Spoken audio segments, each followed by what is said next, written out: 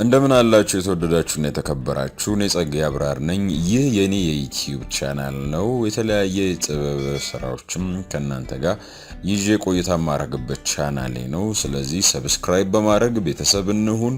እንዲሁም ደግሞ የደውል ምልክቷንም በመጫን እንግዲህ የጥበብ ስራዎች በቶሎ ከተፍ እንዲሉላችሁ በማድረግ ይበልጥ ቤተሰብነታችንን እናጠንክር ለማለት እወዳለሁ። መልካም ጊዜ ውድ ቤተሰቦች። ሰላም ጤናና ፍቅር ውድ በመላው ዓለም ለምትገኙ የዩቲዩብ ቻናል የቤተሰቦች በያላችሁበት እንዲበዛላችሁ እመኝላችኋለሁ። እኔ ጸጋዬ አብራር ነኝ። በክፍል 1 ባደረስኳችሁ የጸሐፊና ደራሲ ዘሪሁን ገመቹ አግብተሽ ግደኝ የተሰኘ ድርሰት እንግዲህ በርካቶቻችሁ በጎ ምላሽ ይቀጥል የሚል አስተያየታችሁን ችራችሁኛል። ሐሳባችሁን ለገለጻችሁ እንዲሁም ደግሞ ቪዲዮንም ላይክ አድርጋችሁ ላበረታታችሁ ለሁላችሁም ክብረት ይስጥልኝ እያልኩ እንግዲህ በቃሌ መሰረት ክፍል 2ን ይዤ መጥቻለሁ። ከዛ ጋር ቆይታ እናደርጋለን። ንቁ ተሳትፏችሁ አሁንም ይቀጥል። በቀናት ልዩነት ደግሞ እንደዚሁ ቀጣዩን ክፍል ወደ እናንተ ማድረስ ይሆናል። አግብተሽ ግደኝ ክፍል 2 ነው ለእናንተ ውድ ቤተሰቦች። መልካም ጊዜ።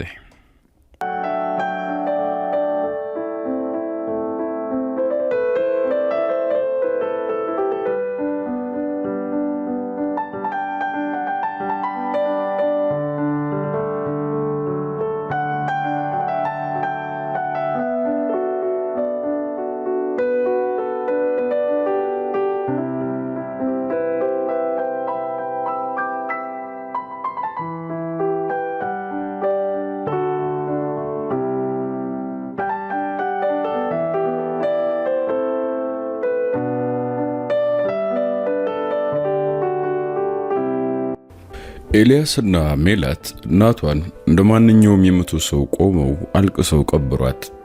ሐዘናቸውን ለቀናት ድንኳን ተቀምጠው ከእድርተኛውና ከዘመድ ወዳጆች ጋር አሳለፉ። ሁሉም ወደ ቤታቸው ሲከተቱ እነሱ ሁለቱ ከሐዘናቸው ጋር ብቻቸውን ተፋጠጡ። ለሁለቱም በጣም መራር ስብራት ነበር። ከዚህ በኋላ የሜላትም ሆነ የኤልያስ ሕይወት እንደቀድሞ ሊቀጥል አልቻለም። ኤልያስ እንደፈለገው እነ ሜላት ቤት ገብቶ መውጣት ተከለከለ። የእንጀራ አባቷ ደበበ ሙሉ በሙሉ ከሷ ሊነጥለው በተቻለው ሁሉ መጣር ጀመረ። እነሱም ትስራቸው ጥብቅ ስለሆነ ታየን አልታየም ብለው ትምህርት ቤት ብቻ መገናኘት ጀመሩ። ኤልያስም ምርጫ ስላልነበረውና ለመኖር የግድ ገቢ ማግኘት ስላለበት ከ3 ዓመት በላይ ትቶት ወደ ነበረው የሊስትሮ ስራው ተመለሰ። የግድ ገንዘብ ማግኘትና ራሱን መመገብ አለበት። እርግጥ መሪጌታ ልጅ አታስብ፣ እኔ አገዛሃለሁ፣ አንተ ትምህርት ላይ ብቻ ተኩር ብለውት ነበር። እሱ ግን የእሳቸውን ገቢ ስለሚያውቅ ሙሉ በሙሉ እሳቸው ላይ ጥገኛ ሆኖ ሊያስቸግራቸው አልፈልግምና በልጅነቱ ወደሚያውቀው የሊስትሮ ስራ ተመለሰ። የሜላት እናት ከሞተች ከ4 ወር በኋላ አንድ ቀን መሪጌታ ማርቆስ በሌሊት ቀሰቀሱት። ብዙ ጊዜ እሳቸው በአጉል ሰዓት ሲቀሰቅሱት ወይም በራፉን ሲያንኳኩ በጣም ነው የሚደነግጠው። አሁንም ደንግጦ ተነሳ። ምን ነው መሪጌታ አመሙት እንዴ ሲል ጠየቃቸው። አይ ልጄ ስልክ ይፈልጋል አሉት። የምን ስልክ በዚህ ሰዓት? ምንድነው እናቴ ሞተች እንዴ? ሁሉ ጊዜ እንደዚህ አይነት ነገር ሲከሰት ቀድሞ ወደ አእምሮ የምትመጣው እናቱ ነች። አይ እንደዛ አይደለም ብለው ሞባይላቸውን አቀበሉት። ተቀበለና ጆሮ ላይ ለጠፉ። ሄሎ ኤሊ። እንዴ ሜላት ምን ሆንሽ? ሐዘን በሰበረው ድምጽ ሰውየው ሰክሮ መጥቶ አበላሽ። ቻው ለለሎ ካሁን በኋላ መኖር አልፈልግም አለችው። እንዴ ምን እያልሽ ነው? ምንም ነገር እንዳታደርጊ ጠብቂኝ፣ የመጣው ነው። አትምጣ፣ የሆነ ነገር ያደርጋል፣ አትምጣ። የመጣው ልኩሽ ጠብቂኝ አለና ስልኩን ዘግቶ ለመሪጌታ መለሰላቸው።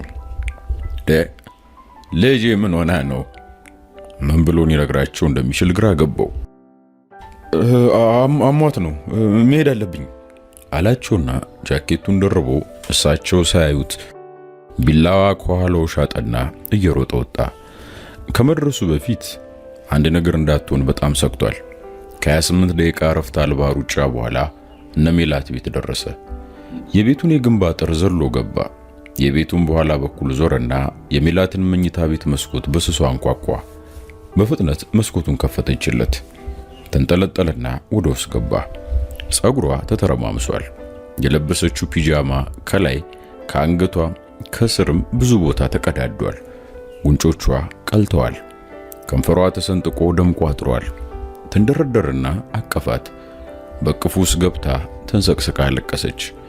እሷን አቅፎ ትከሻዋን እያሻሸ እያጽናናት አይኑን ወደ ተዘበራረቀው አልጋ ላከ። ብርድ ልብሱ በአልጋው ቀኝ በኩል ወድቆ ወለል ላይ ነው የሚገኘው። አንሶላው በደም ነጠብጣብ ቀልሟል። እንዴት አርጎና ምን ብሎ እንደሚያጽናናት ግራ ገባው። ሰው ሆኖ መፈጠሩን ጠላ። በሕይወቱ ለመጀመሪያ ጊዜ በሚያመልከው አምላክና በሚያገለግለው ቤተክርስቲያን ላይ ጥያቄ አስነሳ። አምላክ እውነት በመንበር ላይ ካለ እንዴት እንዲህ ሲሰራ ያየ ዝም ትላለህ ብሎ ውስጡን ጠየቀ። መልስ ከማግኘቱ በፊት የሜላት መኝታ ቤት ተበርግዶ ተከፈተ። የእንጀራ አባቷ ደበበ ነው። ኤልያስ ግን እንዳየው ደም ስሩ ተክተረተረ። እሺ ጎረምሳሽን ቤት አስገብተሽው ነው ደግሞ እያለ ለመደባደብ ወደ እነሱ ሲንደረደር ኤልያስ ቀልጠፍ አለና እሷን ከፊት ለፊቱ አሽከርክሮ ወደ ኋላው አዞራት። ፊት ለፊቱ ሆኖ ጠበቀው። ሰውየው ስሩ ደርሶ በቡጢ አገጩ ላይ ኤልያስ አረፍ ሲሰነዝር ኤልያስ ጎንበስ ብሎ ሸወዶና ከጎኑ የነበረውን ቢላዋ አውጥቶ ቀጥታ ሆዱ ላይ ሻጠበት። ቀድሞ የሰውየው አይኖች ፈጠጡ። ከዛም ሽብረክ ብሎ ወለሉ ላይ ተዘረረ። ዘርገፍ ብሎ ወደቀ። ሜላት ማመን አልቻለችም። ወይኔ ጉዴ! ምንድን ያደረከው? ወይኔ በፈጣሪ ሞቷል፣ ገደልከው! ቁጣ በሚመስል የድምጽ ቃና ምንድነው? በመሞቱ አሳዘነች ታዲያ? አላት። ለምን ያሳዝነኛል? ለአንተ ነው እኮ ያሰብኩት። በልቶሎ ብለህ ከዚህ ጠፋ፣ እዚህ መኖርን ማንም እንዳያውቅ እያለች ወደ መስኮቱ ተጋፋው ጀመር። ኤልያስ በሐሳቧ ሊስማማ አልቻለም። በፍጹም አንቺን ጥዬሽ አልሄድም። ከሄድን አብረን ነው መሄድ ያለብን። አብሬ ከሄድኩ እኮ ማንም ቢሆን እኔ እንዳደረኩት ነው የሚያውቀው። እዚህ ሆኜ ፖሊሶች ጠራና የሆንኩን አስረዳቸው። ምን ብለሽ ነው የምታስረዳቸው? ሲል በመገረም ጠየቃት። ቀላል ነው፣ ደፍሮኝ የለ ሁለተኛ ልደግምሽ ነው ብሎ ሲታገለኝ ራሴን ለመከላከል ነው ጎፍት ላሉ። እንዲህ ሲከራከሩ የማንቋረር ድምጽ ሰሙ። ወይኔ በጌታ አልሞተም። ሁለቱም ስሩ ተንበርክከው ሁኔታውን ያዩት ጀመር። ወዲያው እንቅስቃሴ ያሳየ። እንደምንም ተወረግርጎ ከተዘረረበት ተነሳ። ቢላው ሆድ ውስጥ እንደተሸጠ ነው። በእጁ እንደደገፈው እየተንገዳገደ ደሙን እያንጠባጠበ ከክፍሉ ለቆ ወጣ። በግርምታና በድንጋጤ ከኋላው ተከተሉት። ቀጥታ ቤቱን ለቆ ወጣ። መኪና ውስጥ ገባ። ሞተሩን አስነስቶ እንደዛው ከግቢው ወጣ። በፈጣሪ ምን እየሆነ ነው ስትል ጭንቀትና ህመም ውስጥ ያለችው ሜላት ጠየቀች። ኤልያስ ምንም ይሁን ለኛ አሪፍ ነው። ከግቢው ውጭ ተጋጭቶ ቢሞት ሁሉ ደስ ይለኛል። በወደ ውስጥ ልግባ ብሎ ይዞ አገባ። ሻውን ምንድነው የምናደርገው ስትል ግራ በመጋባት ጠየቀች። ልክ እንደሷ ሁሉ እሱም ጭንቆታል። በጣም ፈርቷል። ከደቂቃዎች በፊት የሰው ልጅ ነፍስ ሊያጠፋ ጫፍ ደርሶ ነበር። ይሄንን መቼም አድርጓለሁ ብሎ አስበው ያውቅም ነበር። ነገር ግን እጁን ሰንዝሮ ቢላውን ሆዱ ላይ ሲሽጥበት ለቅጽበት እንኳን አላቅማማም ነበር። ሰው ወንጀለኛ የሚሆነው እንዲህ በቅጽበት ውሳኔና በደመ ነፍስ ግፊት ነው ማለት ነው ሲል ራሱን ታዘበ። ይህን ቤት ለቀን መሄድ አለብን፣ ግን መራመድ ትችያለሽ ብሎ በሐዘኔታ ጠየቃት። አዎ፣ ግን ከመሄዳችን በፊት ቤት ውስጥ የተዝረከረከው ደም ማጸዳዳት አለብን ተባባሉ። እሷን ለጊዜው ሳሎን ሶፋ ላይ እንድታረፍ አደረገና እሱ ከሜላት መኝታ ቤት ጀምሮ ሳሎንና በረንዳውን ጭምር የተንጠባጠበውን ደም በተሻለ መጠን አጸዳው። ከዚህ በኋላ ወደ እሷ መኝታ ቤት ተመለሰና ደም የነካውን አንሶላና ሌሎች ልብሶች በፌስታል ጨመረ። የሷን ልብሶችና አስፈላጊ ዕቃዎች በሻንጣ ሞሉና በውድቅት ሌሊት ቤቱን ለቀው ወጡ። አስፋልት ከደረሰ በኋላ ላዳ አገኘ። ቀጥታ ወደሱ ቤት ይዟት ሄደ። እቤት ሲደርሱ ሜላት በድካም መዛሏ ብቻ ሳይሆን በህመምም እየተሰቃየች ነበር። ሰውነቷ ጠቅላላ እሳት እየነደደባት ያለ ይመስል ነበር። ከዛም ጨርቅ በውሃ እየነከረ ግንባሯን፣ ደረቷንና አንገቷን እያቀዘቀዘላት ትኩሳቷ በመከራ እንዲቀዘቅዝ አደረገ። ከዚህ በኋላ ነው ጭልጥ ያለ እንቅልፍ ውስጥ ስትገባ ልብስ ደራረበላትና ከጎኗ ኩርምትምት ብሎ ሲጠብቃት እሱም ደክሞት ስለነበር እንቅልፍ ወሰደው። ሜላትና ኤልያስ በፍራቻና በስጋት ከዛሬ ነገ የሆነ ነገር ይሆናል፣ ፖሊሶች መጥተው አፋፍሰው ይወስዱናል እያሉ ብዙ ጠበቁ። ምንም የተፈጠረ ነገር አልነበረም። እንደምንም ድፍረታቸውን አሰባስበው የሜላት የእንጀራ አባት መጨረሻው እንዴት እንደሆነ ሲያጣሩ የዛን አደጋ የደረሰበት ቀን በራሱ እየነዳ ሆስፒታል እንደደረሰ ራሱን መሳቱና ወዲያው ሐኪሞች ቀዶ ጥገና የተጎዳ አካሉን ጠግነውለት ከ15 ቀን የሕክምና ክትትል በኋላ ድኖ ወደ ቤቱ እንደተመለሰ ሰሙ። እነሱን ለሕግ መክሰስ እንዳልፈለገ ገባቸው። እነሱም በግድያ ወንጀል ቢከሳቸው እነሱም መልሶ አስገድዶ በመድፈር ወንጀል እንደሚከሱት ስለፈራ አፉን ለጉሞ ዝም አለ። ሜላት ግን ከዛ የእንጀራ አባቷ ካደረሰባት የመደፈር አደጋ በኋላ የአካሏን ቁስለት ብቻ ሳይሆን ከስነ ልቦናዋ መርቀቅ ለማገገም በርካታ ወራት ወስዶባታል። ኤልያስም እሷን ለመርዳት የሚቻለው ብቻ ሳይሆን ከሚቻለውም በላይ ጥረት አድርጎ ነበር። ራሱ ብቻ ሳይሆን ለሱ ቅርብ የነበሩትን መሪጌታንም አስቸግሮ በምክርና በማጽናናት እንዲያግዙት አድርጓል። ያም ጥረቱ በስተመጨረሻ ተሳክቶለታል። ከዚህ በኋላ ኤልያስና ሜላት እንደ እህትና ወንድም እየተረዳዱና እየተጋገዙ መኖር ነው የቀጠሉት።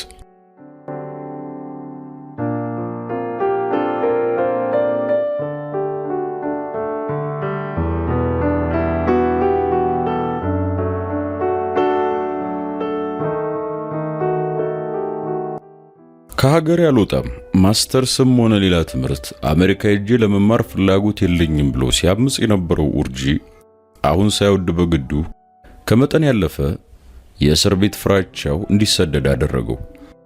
ኡርጂ እስር ቤት የሚፈራበት ምክንያት የራሱ ከሆነ የልጅነት ታሪኩ ጋር የተቆራኘ ነው። የ7 ዓመት ልጅ ያለ ወላጆቹ ከተፋቱ በኋላ አባቱ በሳምንት አንድ ቀን እቤት እየመጣ ይወስደውና ቀኑ ሙሉ ሲያዝናናው ቆይቶ ማታ መልሶ ለእናቱ ያስረክበው ነበር። ታዲያ አንድ ቀን እንደተለመደው መዝናኛ ቦታ ወስዶ እየተጫወተ ሳለ ድንገት አባትየው የሚያውቀው ሰው አግኝቶት ወሬ ይዞ ሲዘናጋ እሱ አብሯቸው ሲጫወቱ የነበሩ ልጆቹን ተከትሎ ሳይታወቀው ከአካባቢው ሩቅ ይሄዳል። በዛው ይጠፋል። ከዛም ቀኑን ሙሉ በየመንገዱ እየተንከራተተ ሲያለቅስ ውሎ ሰዎች ወደ ፖሊስ ጣቢያ ወስዶ ያስረክቡታል። ያን ቀን በሕይወቱ በጣም የፈራበት ቀን ነበር። ፖሊሶች የሆነ ጠባብ ቢሮ ውስጥ አስገብተው ስለ ቤተሰቦቹ ሲጠይቁትም የእናትና የአባቱን ስም ከመናገር በቀር አድራሻውን በትክክል መናገር ስላልቻለ 2 ቀን ሙሉ ፖሊስ ጣቢያ ለመቆየት ተገዶ ነበር። በዛ ቆይታው የተደባደቡ ሰዎች በፖሊስ እየተገፈታተሩና ወደ ማቆያ ክፍል ሲገቡ አስፈሪ ወንጀለኞች እየተጎተቱ አንድ ጠባብ ክፍል ውስጥ ሲታጨቁ የፖሊሶቹ ቢሮ ውስጥ ተቀምጦ በፍራቻ ውስጥ ሆኖ ሲታዘብ ነበር። እናም ወላጆችን መቼም አላገኝም ብሎም ተስፋ ቆርጦ ነበር። ፖሊሶቹ ወስደው ከነዛ አስፈሪና ቁጡ ሰዎች ጋር እንዲኖር ወደዛች ጠባብ ክፍል ያስገቡኛል የሚል ፍራቻ ነበረው። ኋላ ግን ቤተሰቦቹን አግኝቶ ወደ ቤቱ ተመለሰ። ነገር ግን በልጅነት አእምሮ ላይ ያደረሰበት ጠባሳ ቀላል አልነበረም። ብዙ ሌሊቶች በህልሙ እየመጡ እንዲሰቃይና እንዲባነን ያደረገውም አጋጣሚ ነበር። በቀሪ ሕይወቱም ፖሊስና እስር ቤት የሚባል ነገር እንዲጠላና እንዲፈራ አድርጎታል። አሁን እሱም ሆነ ቤተሰቦቹ አሜሪካ እንደገባ በጥቂት ጊዜ ውስጥ ራሱን አረጋግቶ በፊት ወደ ታቀደለት ትምህርት ይገባል የሚል ተስፋ ነበራቸው። ያም አልሆነም። የተቀበለው አጎቱ ነበር። አውሮፕላን ማረፊያ ተቀብሎ እቤቱ ወስዶት የሚያርፍበት ክፍል ሰጠው። በሁለተኛው ቀን ሞከረ። ከክፍሉ አልወጣም። እዛው የሚበላው እየተወሰደለት እስኪረጋጋ ሊረዱት ሞከሩ። እሱ ግን ለአመል ያህል ቀምሶ ከመመለስ ውጪ ስለምንም ነገር ምላሽ ሊሰጥ አልቻለም። በቀጣይ ቀንም ተመሳሳይ ነው። ሳምንት አለፈ። 1 ወር ሲሆን ሁኔታው አሳሳቢ ሆነ። ሐኪም መጥቶ ቢያየውም ምንም ለውጥ ማምጣት አልተቻለም። የእንቅልፍ ኪኒን በመውሰድ ጠዋትና ቀን ደንዝዞ መተኛት ቋሚ ስራ ሆነ። ከፍተኛ ድብርት ውስጥ ገባ። ምንም ነገር ከማንም ሰው ጋር ለመነጋገር ፈቃደኛ አልነበረም። በቃ ዝም አለ። ዝምታው አጎቱን በጣም አሳሰበው። እርግጥ አጎቱ ያስተዋለው ዝም ማለቱን ብቻ ነው። አለመናገር ግን ዝምታ አልነበረም። እንደውም ዝም ስንል ውስጣችን ይንጫጫል። 1000 ሐሳቦች ተደራርበው መጥተው ይተረማመሱብናል። ለዛ ነው ብዙዎቻችን ዝም ማለት የማንችለው። ብቸኝነትን ፈርተን በሰዎች መከበብን ምን መርጠው? ዝምታ ማለት አንደበትን መቆለፍ ብቻ ሳይሆን የውስጥ ጫጫታንም ዝም ማሰኘት ነው። አስፈላጊና ግድ የሚሉ እውነታዎችን አለመናገር ዝምታ ሳይሆን ፍራቻ ነው። ዝምታ የሚያስፈልገው በእውነተኛ ነገሮች ላይ ሳይሆን ለማይጠቅምና በሕይወታችን ላይ ትርጉም ለሌላቸው ነገሮች ከሆነ ብቻ ነው። እንዲህ እንደ ወርጃ አይነት ዝምታ በውስጥ ጫጫታና ትርምስ የተሞላ ስለሆነ አደገኛ ነው። ለዚህ ነው አጎቱ ኢትዮጵያ ወዳሉት ወላጆቹ ደውለው ልጃቸው ያለበት ሁኔታ በጣም አሳሳቢ እንደሆነ ለመናገር የተገደደው። እናትየው ልደት ልጄ ጋር ካልሄድኩ ሞቼ እገኛለሁ አለች። አባትየው ራሱ መሄድ ቢፈልግም ከሱ በላይ እናትየው መሄድ ለወርጂ ጥሩ ሊሆን እንደሚችል ሁለቱም ወላጆቹ ስላመኑበት አባትየው ሁኔታውን አመቻቸና እሱ አላካት።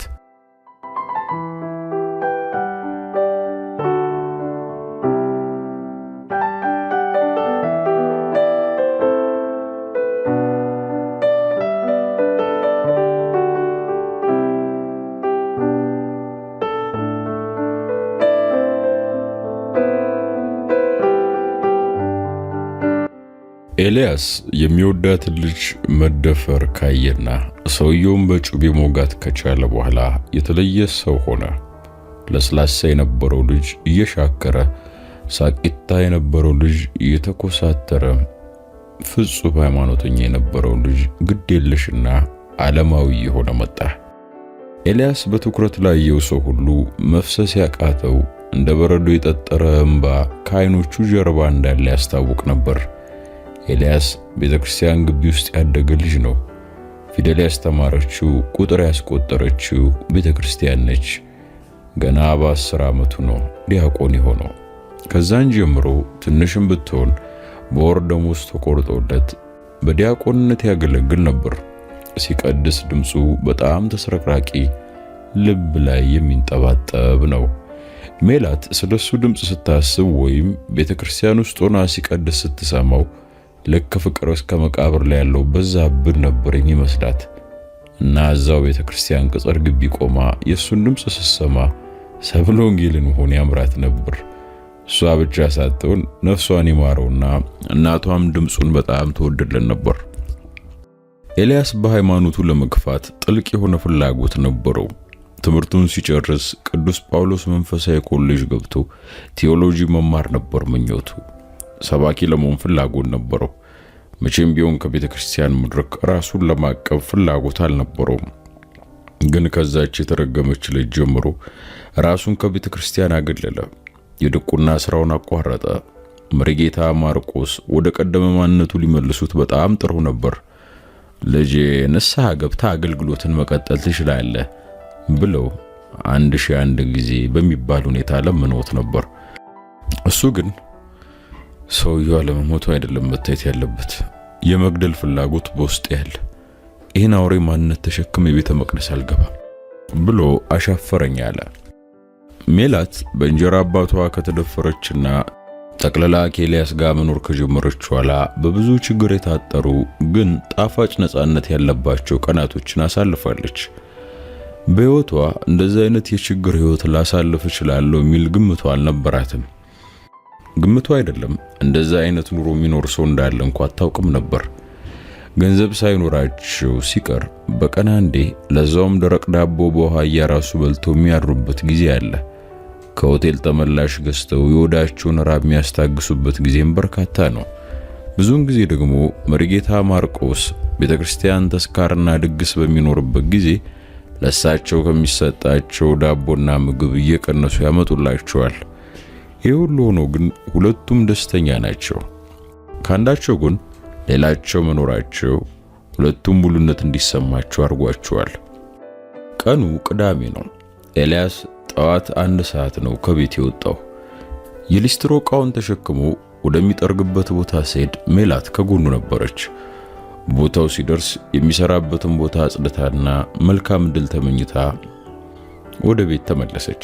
ኤልያስም እስከ 7 ሰዓት ድረስ የጫማ መጥረግ ስራውን በትጋት ሲሰራ ከቆየ በኋላ የሊስትሮ ዕቃውን እዛው ከጎኑ ለሚሰራው ጓደኛው አደራ ብሎ ከሱቅ 2 እንጀራ ገዛና ወደ ቤት ሄደ። ሲደርስ ሜላት በቤት ውስጥ ባለችው አንድ ብቸኛ ድስት ትክን ያለች ሽሮ ወጥ ሰርታ ነበር የጠበቀችው። ኤልያስ ይዞ የመጣውን እንጀራ ተቀብላ በቤት ውስጥ ባለችው ብቸኛ ትሪ እንጀራውን ዘርግታ የሰራችውን ወጥ ጨመረችበትና እየተጎራረሱ መብላት ጀመሩ። መሃል ላይ ያሉ ሜላት ኤሊ ስትል ጠራችው። ወይ ሜሉ፣ ምን ነው? ወደ ቤት የምመለስበት መንገድ መፈለግ አለብኝ አለችው። በሰማው ነገር በጣም ደነገጠ። እንዴት ተደርጎ ወደዛ ቤት ትመለሻለሽ? ቤቱ እኮ የእናቴ ነው። እንዴት ዝም ብዬ ጥዬለት እንደወጣው ቀራል? እና ተመልሰሽ እዛ ቤት ልትኖር ያሰብሽ? አብደሻል? አይ እንደዛ ማለት አይደለም። ምናልባት ፖሊስ ጣቢያ ሂጅ ብከሰው እሱን አባረው ለኔ ይሰጡኝ ይሆናል። ከዛ ያከራየን እዚህ መኖራችን እንቀጥላለን። አይሽ እንደዛ ያደርጉ። ለእናትሽ እኮ ባሏ ነው። እሱም በቤቱ መብት አለው። በቤቱ እኮ እናቴና ወላጅ አባቴ ናቸው የሰሩት። እሱ ኋላ ነው እናቴን ሲያገባ መጥቶ የገባበት። የወላጆችን ንብረት የማግኘት መብት አለኝ። እንዴት እንደሚሆን አላውቅም፣ ግን ይሄን ፖሊስ ጣቢያ ሳይሆን ፍርድ ቤት መሰለኝ የሚከሰሰው። ለዛ ደግሞ ጠበቃ ያስፈልጋል። ጠበቃ? አዎ ጠበቃ፣ ስለ ሕጉ በደንብ የሚያውቅና የሚከራከርልሽ ሲል ያብራራላት ሞከረ። ገብቶኛል፣ ግን ለዛ የሚሆን ብር ከየት ማምጣት እችላለሁ? እስቲ መሪጌታን አማክራቸዋለሁ። እሳቸው ብዙ ሰው ስለሚያውቁ የሆነ መላ ያጡ። አዎ በቃ ጠበቃ ካገኙልን እኮ ተከራክረን ቤቱን ካገኘን በኋላ እንከፍለዋለን። እሺ ነግራቸዋለሁ፣ ግን ተስፋሽን ከፍተኛ አታደርጊ። ምናልባት ሸጣችሁ እኩል ተካፈሉም ሊባልም ይችላል። ይሁና እንዴ፣ ግማሹስ ቀላል ነው እንዴ? የሆነ ነገር ከፍተን እንሰራበታለን። እባክህ ከዚህ ከችግር እንድንወጣ ካደረገን ምን እንፈልጋለን? ትኩር ብሎ አያትና ይቅርታሽ። ግራ ገባት። ለምን ነው ይቅርታ? በአዘኔታ አንገቱን ደፍቶ እንደዚህ እስኪሰለችሽ በችግር እንድትኖሪ ስላደረኩ። ትቀልዳለህ እንዴ? አንተ ባትኖርልኝ እኮ የኔ በረንዳ ላይ ነበርኩ። እኔ እኮ ባለውበት ኑሮ ከበደኝም ተማረርኩ እያልኩ አይደለም። ግን አንተንም ለመቀለብ ከትምህርት መልስ ሊስትሮ ስትሰራ ለሰዎች ስትላላክ ያ ነው በጣም የሚከብደኝ። ሸክም ሁሉ ስትሸከም ያላየው እንዳይመስል። አንቺ ስለዛ ማሰብ የለብሽም። ለእናትሽ ወንድምሽ እንደመሆን ቃል ገብቼላታለሁ። አንድ ወንድም ለታናሽቱ የሚያደርገውና መወጣት ያለበትን ኃላፊነት ነው እየተወጣ ያለሁት ሲላት እንባዋ ረገፈ። አሁን ወደ ስራ ልሂድ አለና ከተቀመጠበት ተነስቶ እጁን ከታጠበ በኋላ ግንባሯን ስሞ ወደ ስራው ሲመለስ መሪጌታ እሱ መቀመጫ ላይ ተቀምጠው ሲጠብቁት አገኘ። እንዴ መሪጌታ ከመጡ ቆዩ እንዴ? አይ ልጄ በቅርብ ነው የመጣሁት። እቤት እኮ ምሳ ልበላ ሄጄ ነው። ጥሩ አደረክ። ሜላት እንዴት ነች? ሰሞኑን አይቻት አላውቅም። በጣም ደህና ነች ልጄ። ያው ታውቃለህ አይደል? በጣም ነው መኮራብ። ኤልያስ ግራ ገባው። መሪጌታ አሁን እኔ ምን የሚያስኮራ ስራ ሰራውና ነው የሚኮሩብኝ? ለዚህ ልጅ በጣም በተቸገረችና ብቻዋን በቀረች ጊዜ ጥሩ ጓደኛ ሆነሃታል። መሪጌታ እሷ ብቻ ሳትሆን እኮ እኔም ብቻዬን ነኝ። እሷ ከኔ ጋር በመሆኗ ይበልጥ ተጠቃሚው እኔ ነኝ። ልጄ በህይወት ጉዞአችን ላይ ብዙ ሰዎች እናገኛለን። ነገር ግን እውነተኛ ጓደኛ የሚባለው በደስታ ጊዜ አብሮ የሚስቀው ብቻ ሳይሆን በፈተና ወቅት ጥላ የሚሆንና ገበናህን የሚሸፍንልን። ጓደኝነት ቀላል ነገር አይደለም። ያው ልጅ አንድ አጭር ታሪክ ልንገር። ሁለት የቅርብ ጓደኛሞች በበረሃ ውስጥ ሲጓዙ በመንገዳቸው ላይ በአንድ ጉዳይ ተከራከሩ። አንደኛው በሌላኛው ጉዳይ ስለተበሳጨ ድንገት እጁን ሰነዘረና በጥፊ መታው። የተመታው ጓደኛ በድርጊቱ ቢከፋም ምንም ሳይናገር በአሸዋ ላይ ዛሬ ጓደኛዬ በጥፊ መታኝ ብሎ ጻፈና ጉዟቸውን ቀጠሉ። ከዛ ከተወሰነ ጉዞ በኋላ አንድ የውሃ ኩሬ ያገኙ። በጥፊ የተመታው ጓደኛ በድንገት ጭቃ ውስጥ ሊሰጥም ሲል ጓደኛው በቶሎ ደርሶ አተረፈው። ከዛው ኋላ ተራፊው በአንድ ትልቅ ድንጋይ ላይ ዛሬ ጓደኛዬ ሆቴን አተረፈ ብሎ መቼም እንዳይጠፋ አድርጎ ቀረጸው። በዚህ ጊዜ ጓደኛው ተገርሞ ቀደም ስመታ አሸዋ ላይ ነበር የጻፍከው፣ ጽሑፉ ደግሞ ወዲያው እዛው እያልን ነበር የባህሩ ማዕበል አጥቦ ያጠፋው። አሁን ሳተርፍ ግን ድንጋይ ላይ ቀረስክ። እንደማየው ደግሞ ይሄ መቼም አይጠፋም። ለምን እንዲያደረክ አልገባኝም ብሎ በመገረም ጠየቀው። እርሱም እንዲህ ሲል መለሰ። ጓደኛ ሲበድልን በይቅርታ ንፋስ እንዲጠፋ በአሸዋ ላይ መጻፍ አለብን። መልካም ሲያረግልን ግን መቼም እንዳይጠፋ በልባችን ድንጋይ ላይ መቅረጽ አለብን ብሎ መለሰለት ይባላል። አየ ልጅ የጓደኛህን ስህተት በአሸዋ ላይ ውለታውን ግን በድንጋይ ላይ መጻፍ ውስጣዊ ሰላም ይሰጣል። ጓደኝነት ጸንቶ ለዘመናት የሚዘልቀው እንዲሁ አልጋ ባልጋ በሚባል ምቹ ሁኔታ ሳይሆን በችግርና በፈተናም ውስጥ ጸንቶ በመቆየት ነው። ለሌ የፈለኩት ገብቶሃል? አዎ መሪጌታ፣ በጣም ነው የገባኝ፣ አመሰግናለሁ አላቸው። ትንፋሽ ወሰደና መሪጌታ፣ አቤት ልጅ፣ ሊረዳን የሚችል ጠበቃ ያውቃሉ እንዴ? ጠበቃ? ለምን ፈልጋችሁ ነው? ሜላት የእናቷን ቤት ከእንጀራ አባቷ ማስመለስ ትፈልጋለች። ያው እንደሚያውቁት ገንዘብ የለንም፣ ግን ክርክሩ አልቆ ቤቱን ከተረከበች በኋላ ተገቢውን ክፍያ ትከፍላለች። መሪጌታ ጥቂት አሰቡና ቆይ እስኪ ልጅ 1-2 ቀን ስጠኝ። ኧረ ችግር የለውም፣ ያው ከርሶቹ የምናስቸግረው ሌላ ሰው የለም፣ ለዛ ነው። ይቅርታ በጣም ምንም አታስብ የኔ ልጅ፣ ለእናንተ ማደርገው ነገር ሁሉ በደስታ ነው ብለው ከተቀመጡበት ተነስተው ተሰናብተውት ሄዱ።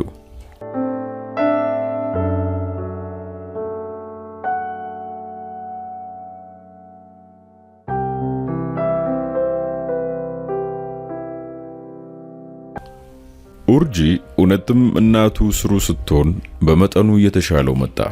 አልፎ አልፎ ወጣ ማለት፣ እጆቹን ብዕር መያዝና ሐሳብን በወረቀት ላይ ማስፈር ጀመረ። እንደዛም ሆኖ በትክክል ወደ መደበኛ እንቅስቃሴ በመግባት ስለ ሕይወቱ ማሰብ ፍጹም ፈቃደኛ አልነበረም። ስለ ትምህርትም ገና ሲነሳበት ያንገሸግሸዋል። በዛ የተነሳ እናቱ ጥላው ልትመለስ አልፈቀደችም። ቤቷንና ኑሮዋን እርግፍ አርጋ ጥላ 1 ሳምንት ከ6 ወር አብራው አሜሪካ ተቀመጠች። ከሰዓት ቀን 9 ሰዓት አካባቢ ነው። ኡርጂ መኝታ ቤቱ አልጋ ላይ ተዘርሮ ተኝቶ በድን መስሏል።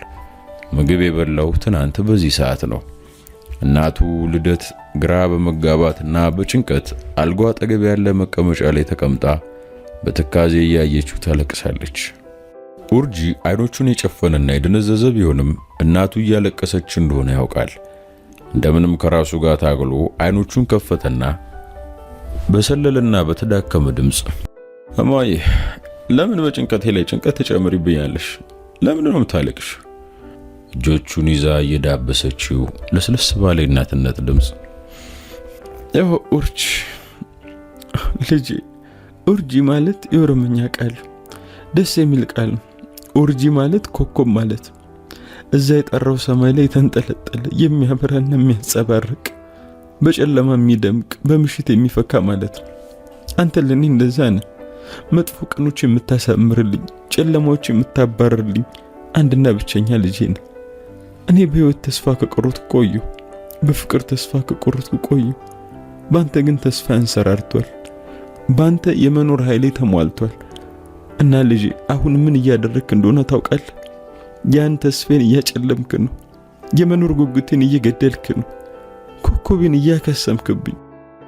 የእናቱ ንግግር አእምሮን ነው የመታው። ይቅርታ እናቴ፣ በጣም ይቅርታ።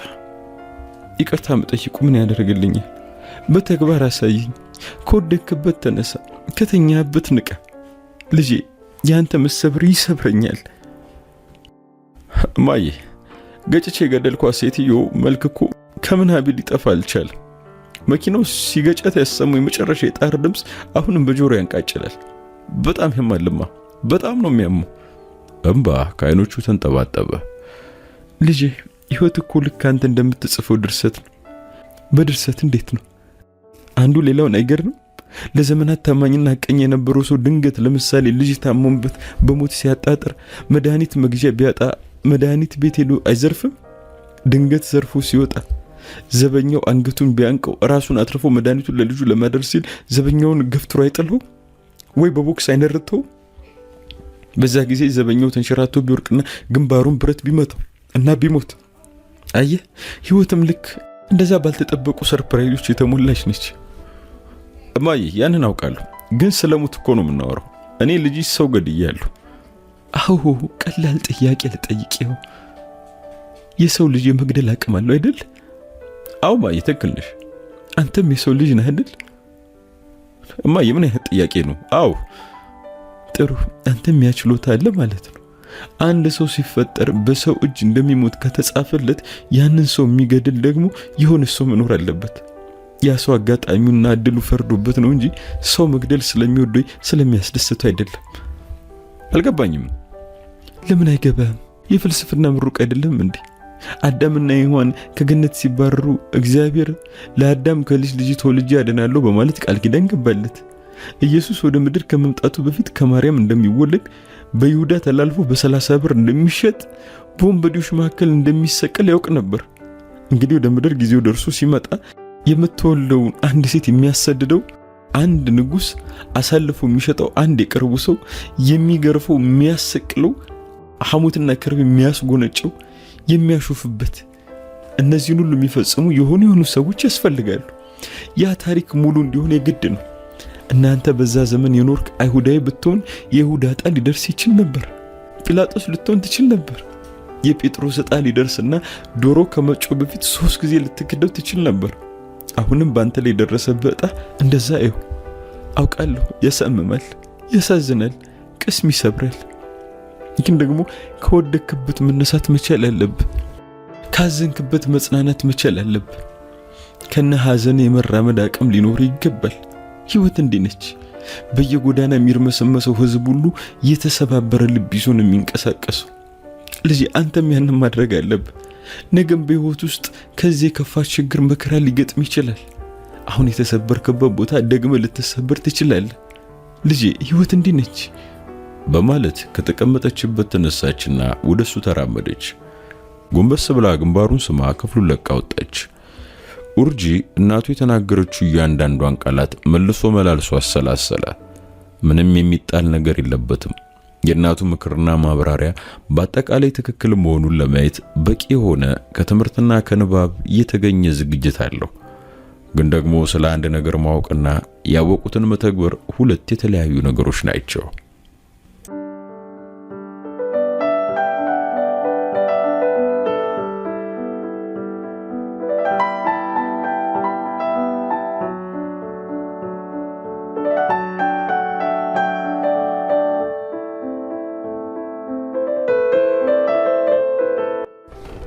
መሪጌታ ኤልያስ በነገራቸው መሰረት የሚረዳቸው ጠበቃ አገኙላቸው። ኤልያስና ሜላትን ጠበቃው ቢሮ ድረስ ወስደው አስተዋውቋቸዋል። ጠበቃው ሜላት ይገባኛል ለምትለው ቤትም በተመለከተ ምንም አይነት ህጋዊ መረጃ እጇ ላይ እንደሌለ ከተረዳ በኋላ አስፈላጊውን መረጃ፣ የቤቱን አድራሻና እንጀራ አባቷን የተመለከቱ መሰረታዊ ጥያቄዎችን ጠይቆ ክስ ለመመስረት የሚያስችሉ መሰረታዊ መረጃዎችን ከሰበሰበ በኋላ መልሰው ለመነጋገር ለሳምንት ቀጥሯቸው አሰናበታቸው። ኤልያስና ሜላት ከሳምንት በኋላ በጣም ትልቅ ተስፋ ሰንቀው ጠበቃው ቢሮ ተገኙ። ከጠበቃው ያገኙት መረጃ ግን ጭው የሚያረግና ቤቱን የተመለከተ ብቻ ሳይሆን በጠቅላላ በህይወትም ተስፋ የሚያስቆርጥ አይነት ነበር። ይህን የንብረት ይገባኛል ጥያቄ ለመጠየቅ በጣም እንዳረፈዱ ገልጾ ሰውየው ማለትም የእንጀራ አባቷ የሜላት እናት በህይወት እያለች በሰጠችው ውክልና ተጠቅሞ ቤቱን ሽጦና የስም ማዛወሩን ሁሉ አጠናቆ እንደጨረሰም እንዲሁም አዲስ አበባ ከተማንም ለቆ ወደማይታወቅ የክፍለ ሀገር ከተማ ሸሽቶ እንደሄደ አረዳቸው። አሁን እሱን ከሶ ገንዘቡን ለማስመለስና በህግ ለማስጠየቅ በጣም አድካሚ እንደሆነና ብዙ ገንዘብ እንደሚያስወጣ እንዲሁም ብዙ ጊዜ እንደሚወስድ ሲነግራቸው ሁለቱም አንገታቸውን አቀርቅረውና ተስፋ ቆርጠው ወደ ደሳሷ ጎጆ ተመለሱ። ከዛ ወደ ጀመሩት መደበኛ ኑሮ ተመለሱ። ግን ደግሞ ቀላል አልነበረም። ቀላል ያልሆነው የገንዘብ ችግሩ ብቻ አልነበረም። በአካባቢው ማህበረሰብ የሚዘዋወረው ሐሜትና አሽሙር ቀላል የሚባል አልነበረም። እነሱ ማንነታቸውና ውስጣቸውን ቢያቁም ሰው ሁሉ የሚያወራው ኤልያስና ሜላት እንደተጋቡ ነበር።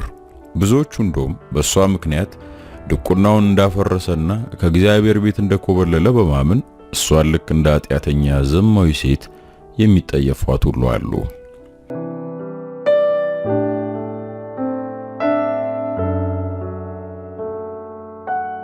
ኡርጂ ለራሱም ሳይሆን ለሚወዱት ሰዎች ሲል ከቆዘማው መንቃት እንዳለበት ተሰማው። ከሐዘኑ ለማገገም መጣር ይገባዋል። እናቱ እንደመከረችው በተሰበረ ልብና በተቆራረጠ ትንፋሽም ቢሆን ሕይወቱን መቀጠል ያለበት። ካልጋ ወረደና ወደ ሻወር ቤት ገባ። ልብሱን አውላልቆ ገላውን ታጠበ። በፎጣ ደራርቆ ወደ ቁም ሳጥኑ ተመልሶ ከአሜሪካ ከመጣ ጀምሮ ለብሶ የማያውቀውን ልብስ ለበሰ። ጫማውን አጠለቀ። ከማስታወሻ ደብተሩ ላይ አንድ ሉክ ገንጥሎ እማዬ ወክ ላረግ ሰውነቴን ላፍታታ ወጥቻለሁ፣ በዛውም የመከርሽኝን ነገሮች አሰላስላለሁ፣ ከአንድ ሰዓት በኋላ እመለሳለሁ ብሎ ጽፎ አልጋው ላይ አስቀምጦ በጓሮ በር ወጥቶ ሄደ። ቀጥታ ወደ ፀጉር ቤት ሄዶ ከተስተካከለ ከ6 ወራት በላይ ሆኖት ያጎፈረ ፀጉሩና የተንዠረገገ ፂሙን ለመስተካከል ወስኗል። ይሄ እርምጃውን ለመለወጥና ያለበትን ሁኔታ ለማሻሻል እየጣረ እንደሆነም እናቱ እንድትረዳ ያደርጋል። ምናልባትም ይሄ ለሱ ለመለወጥ የመጀመሪያው እርምጃ ሆኖ ወደፊት ይገፋ ይሆናል። ከአንድ ሰዓት በኋላ ሲመለስ እናቱ በረንዳ ላይ ቁጭ ብላ እየጠበቀችው ነበር። እንዳየችው በረንዳውን ለቃ ተንደረደረችና ተጠመጠመችበት። የተቆረጠ ፀጉሩና የተስተካከለ ፂሙን ተመለከተች። ልጇን መልሳ እንደምታገኘው ተስፋ አደረገች። ይዛው ወደ ውስጥ ገብታ ከጎኑ አስቀመጠችው። ልጅ አሳስበህ ነበር። እማዬ ማስታወሻ የተኩልሽ እኮ እንድታነቢው ነበር። ቢሆንም ብትነግረኝና አብሬ ብሄድ ጥሩ ነበር። እማዬ ካለሁበት ሁኔታ እንደወጣ ከፈለግሽ ልታምኚኝ ይገባል። ለአንቺ ሳልነግር ምንም አይነት የጅል ስራ እንደማልሰራ ታውቂያለሽ። ራሴን ማጥፋት በፈልግ እንኳን በመጀመሪያ አንቺን ሳልሰናበት አላደርጉ። በድንጋጤ አመተበችና ስለምን ራስ ማጥፋት ነው የምታወራው? ይልቅ አንተ ባልነበርክበት ጊዜ አባት ደውሎ ነበር። በቀዘቀዘ ስሜት እንዴት ነው? ሰላም ነው? አዎ ሰላም ነው። አንድ ጥሩ ነገር ነግሮኛል። ስልኳን አነሳችና ከፍታ ፎቶ አውጥታ ሰጠችው። በግምት 16 ዓመት የሚሆናት ሴት ልጅ ፎቶ ነው። ተቀብሎ በጥሞና ሲያያት ከቆየ በኋላ ማናት? የሟቿ ልጅ ነች። በፍዘት አይኑን ሳይነቅል ሲመለከት ቆየና እማዬ አየሽ የሰራሁትን ስራ? ይችን የመሰለች ልጅ እናት አሳጣዋት። ምን አይነት የረገምኩ ሰው ነኝ ግን? ልጅ አሁን የጸጸትና ትካዜ ጊዜ አልፏል። አሁን ነገሮችን የምናስተካክልበት ጊዜ ነው። እንዴት እማዬ? እንዴት ነው የምናስተካክለው? ይሄ እኮ ከባድ ነው። አባት እንደነገረኝ ከሆነ የልጅቷ አባትን አናግሯን ነበር። ሰውየው ሚስቱ ከሞተች በኋላ አዲስ አበባ መኖር ስላልፈለገ ወደ ሀገሩ ለመሄድ ወስኖ ንብረቶቹን ሁሉ ሽጧል። ልጁ ግን ጓደኞቼና ትምህርቴን ጥዬ አልሄድም፣ አዲስ አበባ ነው መኖር የምፈልገው ብላ ጥል ላይ ናቸው። አባትየው አስገድዶ በግድ ይዟት መሄድ ስላልፈለገ ተጠግታ የምትኖርበት የዘመድ ቤት እየፈለገላት ነው። እና አንተ የምትፈቅድ ከሆነ እኔ ወስጄ እንደ ልጄ ላስተምራት እፈልጋለሁ። ይህንንም አባት ከልጅቷ አባት ጋር ተነጋግሮ እንዲያሳምነው ነግሬያለሁ ስትለው በአዘን ተጨማዶ የነበረው ፊት በአንዴ በብርሃን ተሞላ። እናትየው ላይ ተጠመጠመና እየደጋገመ ይስማት ጀመር። እማ ከዚህ አዘን ውስጥ የሚያወጣኝ እንደውም ይሄ ነው። እማዬ በቃ ዛሬ ነገ ሳንል ወደ ኢትዮጵያ እንድንመለስ ፈልጋለሁ። ለዚህች ልጅ ታላቅ ወንድም ሆንላታለሁ። እስከ መጨረሻው እንከባከባታለሁ። እስከ ሕይወቷ ፍጻሜ ድረስ ምንም እንዲጎልባት አላደርግም። አየህ፣ ይሄ ነው ትክክለኛ መንገድ። አሁን ተነስ፣ ራታችንን እንስራ ብላ እጁን እየጎተተች ወደ ኪችን ይዛው ገባች። ከዛ ሀገር ያለው አባቱ ከሟቿ ቤተሰብ ጋር ተደራድሮ ለሟቿ ባለቤትና ለልጇ የተጠየቀውን ካሳ ከፍሎ ፋይሉ እንዲዘጋ ከተደረገ በኋላ ሕግ እንደማይፈልገው እርግጠኛ ሲሆኑ ከ2 ዓመት የአሜሪካ ቆይታ በኋላ ከእናቱ ጋር ነው ተያይዘው ወደ ሀገር ቤት የተመለሱት። ቀጥታ እንደተመለሱ አባትየውን የጠየቀው ነገር ቢኖር ከገጫት ሴት ቤተሰቦች ጋር እንዲያገናኘው ነው። አባትየውም ትንሽ ካቅማማ በኋላ አቶ ደበበ ግዛውና ልጁ ነጻነትን ቤት ድረስ ይዟቸው መጣ። ኡርጂ ልክ እንዳገኛቸው አባትና ልጅ እግር ስር ወርቆ እየተንፈራፈረ ይቅርታ ጠየቃቸው። ከዛም አባትየውን ለምኖ ለካሳ ሊሰጠው ከተስማሙት ብር ጨማሪ ገንዘብ ሰጥቶት ልጅ ነጻነትን በኃላፊነት እንዲያሳድጓትና እንዲያስተምሯት አስማማው። ከዛ በኋላ ነጻነት የቤተሰቡ አንድ አባል ሆነች። አባትየው ሚስቴን አጥቼ እዚህ መኖር አልፈልግም፣ ክፍለ ሀገር ነው መኖር የምፈልገው የሚል ምክንያት ሰጥቶ አዲስ አበባ ለቆ ወደ ደቡብ ተሰደደ። ከዚህ በኋላ ቸገረኝ ባለ ቁጥር ለሱ ብር ከመላክና ከመርዳት ወደ ኋላ ብሎ ያውቅም።